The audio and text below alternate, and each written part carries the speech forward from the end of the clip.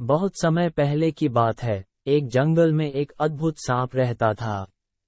इस सांप का नाम नागेंद्र था।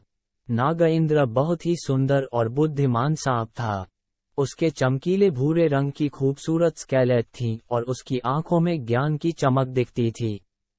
इसलिए उसे लोगों ने इच्छाधारी सांप का नाम दिया था।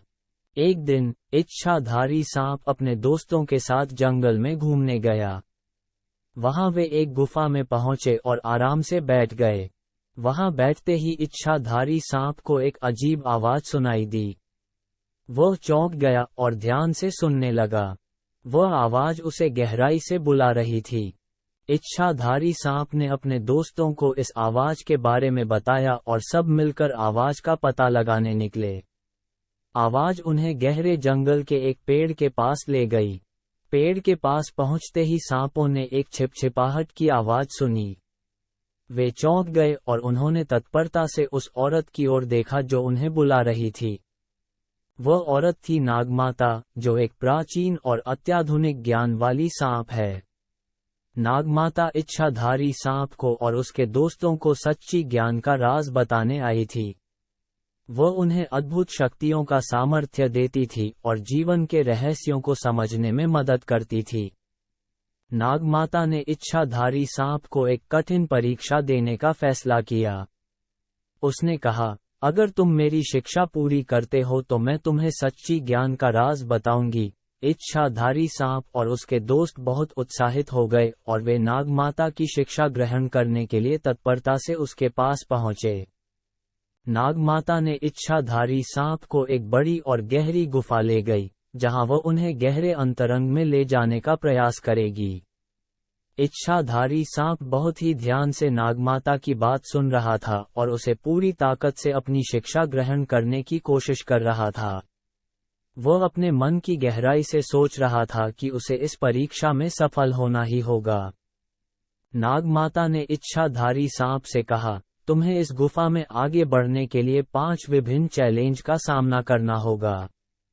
हर चैलेंज तुम्हारे मानसिक और शारीरिक सामर्थ्य का मापदंड होगा। तुम्हें हर चैलेंज को पूरा करके आगे बढ़ना होगा। इच्छाधारी सांप ने समझा कि वह ये परीक्षा अपनी मनोबल की परीक्षा है और वह इसे पूरा करने के लिए तैयार था। पहला चैलेंज था बहुत ऊंची और खतरनाक पहाड़ी को पार करना। इच्छाधारी सांप ने अपनी सारी ताकत और सामर्थ्य लगाकर पहाड़ी को पार कर लिया। दूसरा चैलेंज था भयंकर दौड़ को पूरा करना। इच्छाधारी सांप ने जोरदार रफ्तार से दौड़ते हुए उस चैलेंज को भी पूरा कर लिया। तीसरा चैलेंज था जंगली नदी को पार करना। इच्छाधारी सांप ने अपनी सभी कसरत और योग्यता का प्रदर्शन करते हुए नदी को पार कर लिया। चौथा चैलेंज था आंधी के झटकों का सामना करना।